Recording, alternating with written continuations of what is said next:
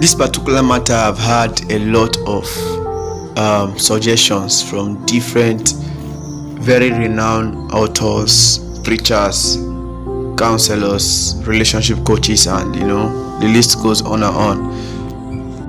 And actually, I'm not here to say anything that you have not heard before, but please take my own suggestion very, very serious. You see, the scripture said something. At some point, the disciples were asking Jesus about the greatest commandment, and this was his answer. In Matthew 22 verse 37, he said, thou shalt love the Lord thy God with all thy heart, with all thy soul, and with all thy mind.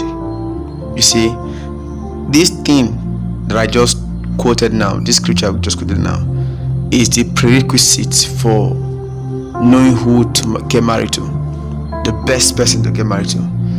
Don't marry somebody who is not possessed with the Lord. As a kingdom person, don't marry somebody. It is very risky to marry somebody who is not obsessed with God. You may think that it doesn't matter, but at the long run you will know. Because in 1 John chapter 4, Brother John told us that we love because he first loved us. That's God first loved us. That is why we love. So nobody can actually love another person when they have not been able to love their Lord, their God, with all their heart, with all their soul, and with all their mind. Nobody should come and tell you that I will die for you when they cannot die for Jesus. Literally, they are so ashamed of coming out boldly for Jesus Christ, and you know it very well that this person cannot go out for Jesus. That person cannot go out for you.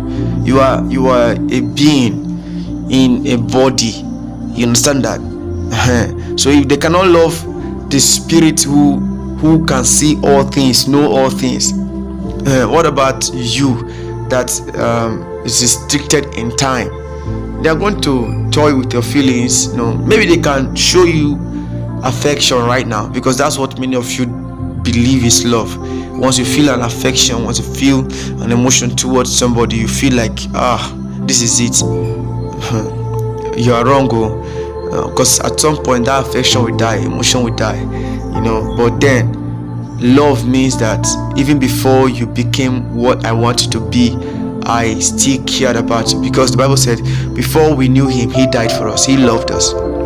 So that is the reason why we can now love, because he first loved us.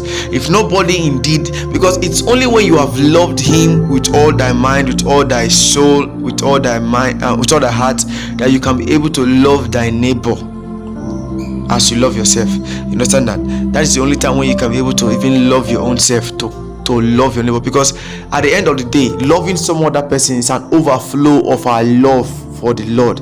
It's a byproduct of our love for the Lord and our love for ourselves. It's an overflow. It's like we have love to the brim, and then it flows and impacts someone else's life. But until that has happened, anybody who is saying I love you is saying it from the standpoint of either lust or sheer affection. That's all. So this should be your guideline. This should be what will guide you to the right person. I hope it helps you. I know books have told you several things, find an understanding partner, all those things are imbibed in this little chunk of secret I just gave to you. God bless you. Share it with a friend. I just had to return to say that. Share it with a friend, because a lot of persons need this. See you in the next